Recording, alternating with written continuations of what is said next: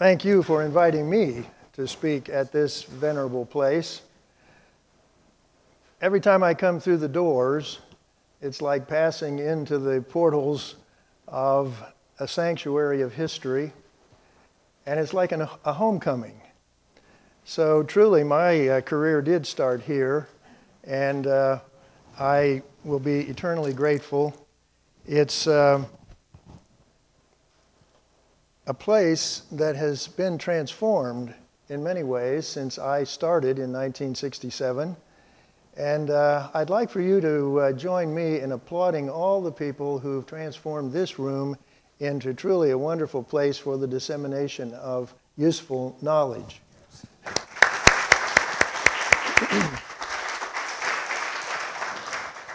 I also want to thank my wife, Connie. She is going to be showing some of my photographs and some that very generously were contributed by Josephine Elliott's son-in-law, John Jeffrey, who is here this evening, and by the Working Men's Institute, by the USI Archives and Center for Communal Studies, and also the University of Illinois. It's actually fitting that my first opportunity to speak at the WMI should be to pay tribute to this place where my career in communal studies did begin. And I welcome this chance to recognize the significance of not only the Working Men's Institute, but my mentors, who were Arthur Eugene Bester Jr. and our own Josephine Mirabella Elliott. Their place in communal studies is very significant, and especially their spearheading of the serious study of the Owenite movement. It's also appropriate that we're meeting here this evening because May 14th, 2015 is the 244th birthday of Robert Owen.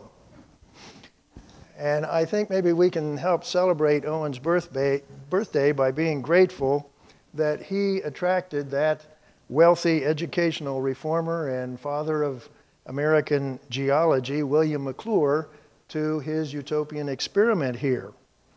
That's why the first of 160 McClure-funded Working Men's Institutes in Indiana and Illinois was established here in 1838. And by another happy coincidence, over the weekend of Robert Owen's 217th birthday in May of 1988, Arthur Bester himself spoke here at the Working Men's Institute. It was the sesquicentennial. We can be proud that modern historical communal scholarship started in this oldest continuously functioning Indiana library with one of the world's most prized collections in communal studies. Arthur Bester's research at the WMI in the 1940s that resulted in his book, Backwoods Utopias, revolutionized the whole field of communal studies. And when we add the WMI work and publications of New Harmony's own Josephine Elliott, we must conclude that with regard to communal scholarship, it all started here. In 1967, I joined the faculty of the newly opened Indiana State University, Evansville, and as was mentioned, I was a newly minted PhD in 19th century American history from the Ohio State University. By good fortune, Bester's beloved New Harmony was less than 30 miles away, and the dean of the ISUE campus, Dr. David Rice, matched my own enthusiasm for making academic connections in New Harmony. That fall, he brought me to the home of John and Josephine Elliott, where the mailbox announced that in 1826, their farm had been the part of Owenite New Harmony known as Phoeba Pavelli. We spent a magical evening in their rustic, artifact, and book-filled living room. It was a life-changing experience to have New Harmony revealed to me through the hearts and minds of Josephine and John, and also that evening his cousin Helen, and John and Helen were Owen community descendants through James Elliott. That night we sealed a bond of friendship and cooperation that came to involve a host of people and organizations and still yields innumerable benefits for New Harmony, the University of Southern Indiana, and in fact, communal scholarship around the globe. That evening set the course for my professional life in utopian communal studies. Not knowing what survived from Harmonist and Owenite days here, I was delighted to find that their legacy, especially that of the Owen period and following, endured in this priceless primary and secondary collection at the Working Men's Institute. Naturally, I plunged into the historical treasure trove in its archival vault. There, in the only air-conditioned part of the WMI, I found the Holy Grail, the collection of manuscripts and Arthur Bester's out-of-print backwoods utopias. I knew at once I had reached the heart of Owenism, just as Bester knew he was standing on the holy ground of the origin of secular communitarianism in America when he arrived on his first pilgrimage to this same WMI in the mid-1940s, before publishing his groundbreaking book. Arthur Bester inspired a whole generation of students of communitarianism, yet somehow I gravitated closer to him and to his work than most. When I was given the honor of writing an introduction for the most recent reprint of Bester's book in 2012, I opened with this assertion: only rarely does a work transform a whole field of study. Arthur Bester's backwoods utopias, the sectarian origins and the Owenite phase of communitarian socialism in America, is such a volume. When first published in 1950, it marked a new era of serious scholarship in the social phenomenon of communal societies. It also set the standard of scholarly excellence in this field. In 1997, I edited an anthology titled America's Communal Utopias.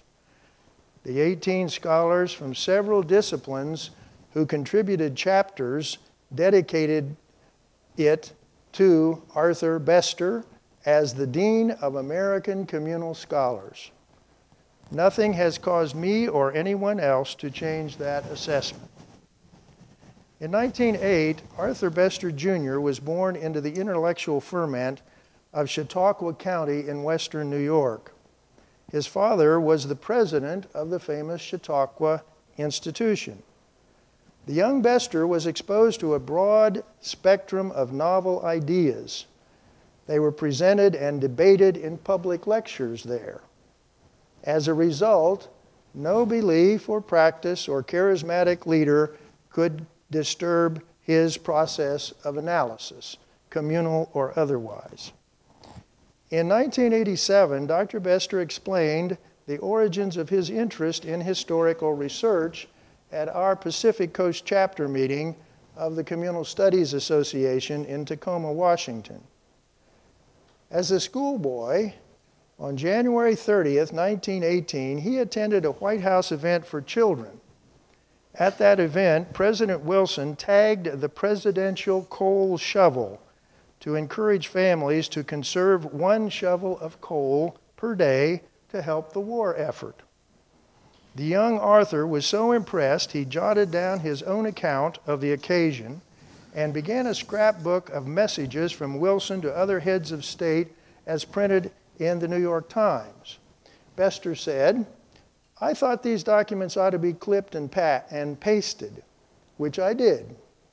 I'm probably seeing the value of primary sources at a fairly tender age. This shows the historian in the making." Bester also speculated about the beginnings of his interest in communal utopias. Earning his undergraduate degree from Yale in 1930, a few months after the stock market collapse, he began to appreciate what the Great Depression was going to do to the economy. He said, "I dare say that had something to do with my venturing into that field of social reform movements."